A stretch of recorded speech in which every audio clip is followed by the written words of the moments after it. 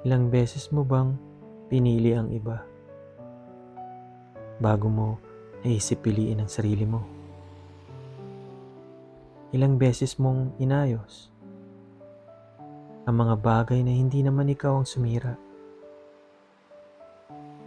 Ilang beses kang nanahimik kahit ikaw ang nasasaktan dahil ayaw mong may masaktan? Nakakapagod din pala, no? Yung ikaw palagi ang umiintindi.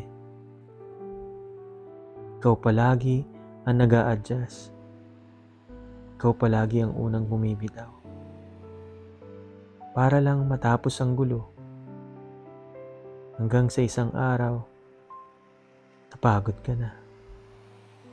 Hindi sa pagmamahal, hindi sa kabutihan, kundi sa paulit-ulit na paglimot sa sarili mo. At doon mo marirealize ang pagmamahal sa iba ay maganda, pero hindi dapat ikaw ang laging nawawala. Dahil may mga laban na hindi mo kailangan ipanalo. May mga tao na hindi mo kailangan habulin. At may mga araw na ang pinakamatapang mong desisyon ay ang piliin ang sarili mo.